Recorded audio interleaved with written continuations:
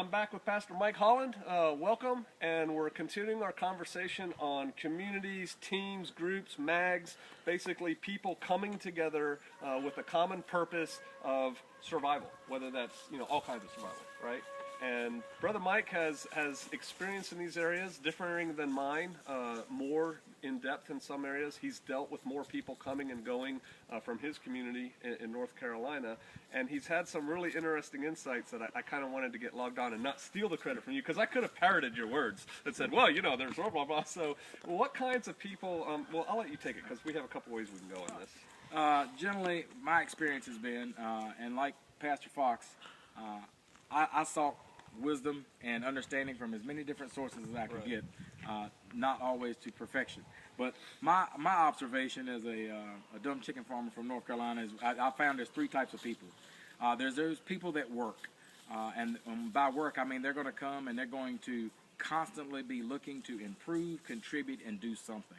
They are workers. Those are the ones you want. There's also people that are coasters.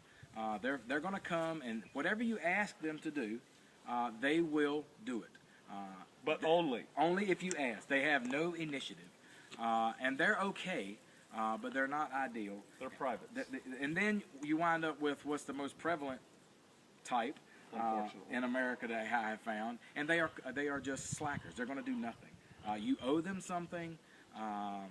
They're not going to do this. I refuse to do that work. I'm above doing this. That's a job for so-and-so.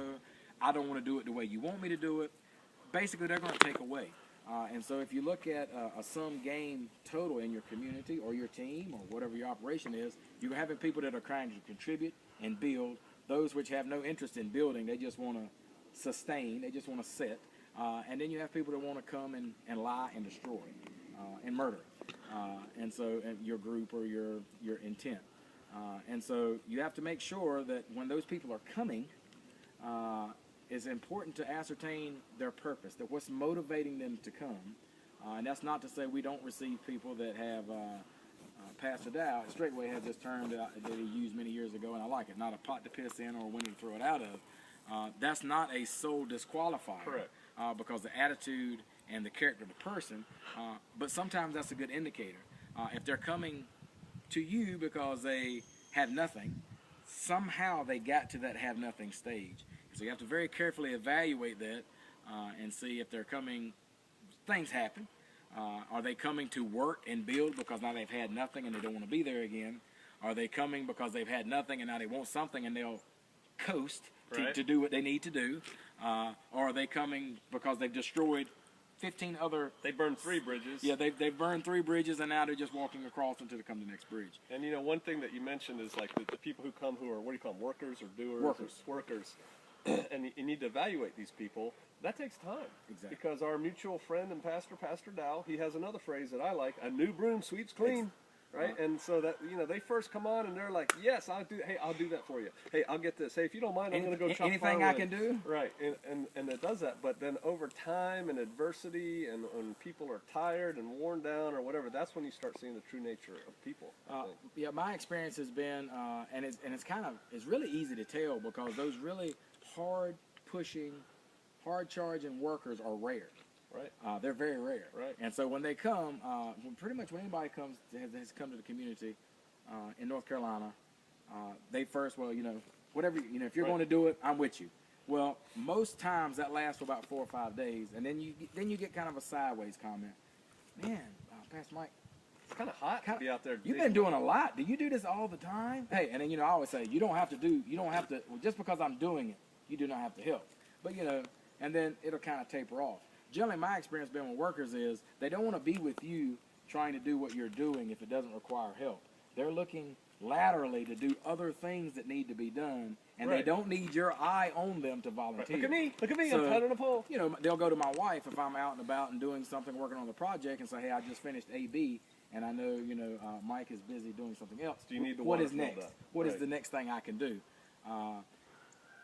Different people, that new broom will sweep a long while for some, and some it'll drop right out. We've had people that come to the community, they've been there one day and said, I'm not working 3 or 4 hours a day like a dog. I'm like, we work about 6 hours. Yeah. Well, in fact, we don't work 3 or 4 hours a day. You're right. You're not. We're gonna do 6. We do them, somewhere 6, 8. It just depends on the day and what has to be done. And then you really have to have a plan in place. Through my experience, you have to have some very clear rules about these people. And what has really benefited us is we share ahead of time. Mm-hmm. These are the expectations. This is what you will be expected to do. And if you do not meet these expectations, you will have to rise to the expectation or go to bridge number 5, because we discussed they burned the first 3. Right. And you don't make it personal. These are just, this is the way we operate. And there's the gate. It saved us a lot of headache. And we went through that pain before we got those rules. Because when people are there and you're dealing with them individually, then you don't understand. My dad used to make me tote wood. I don't understand. Doesn't matter to me. But the wood has to be moved. So rules help clarify that, and you have to know what's motivating that person to come. I think I say that. I've said that in videos here before. That there's really, in my experience, broadly speaking, 2 kinds of people going to community, seeking community, and it's those who are looking for community and everything community or team or whatever, but in my case I'm talking community, but I've also worked with teams. I just want to be part of a team. I want to contribute to the team, and I'm all about the team's purpose. There's other people who are running from that, whatever that is, bad ideas, bad choices, bad relationships, bad, and it's like, I've tried everything else, I might as well try this. Or I burned, like you said, the last 3 bridges, let's go see if I can maybe make this bridge last, but probably not. I'm already looking over there at that next bridge that I'm going to. Exactly.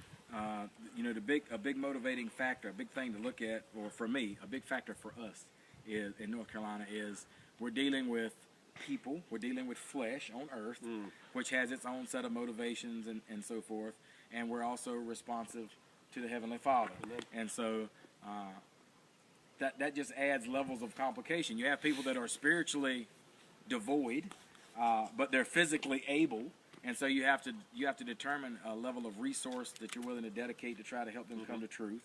I prefer those, actually, because once they get around the Ruah, once they get around him, they will come to appreciate him or repelled by him, and they'll flee. Either way. Right.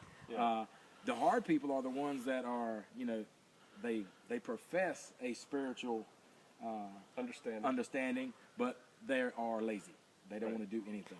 It's too hot. Those are hard because they get so spiritually minded and they won't do anything earthly, like make their own bed or anything. And those are hard to deal with because it's a sense of entitlement. And you become first you're the rescuer because you've helped them. Yeah, you told me that story. And then the next thing you know, you're their oppressor because you're making them do something. And then you're their abuser because you have thrown them out.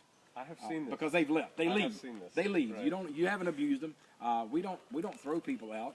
I think we've had one person in the community. We have told him he had to leave. He was stealing, caught red-handed stealing, and I said you have to go. Right. Just one.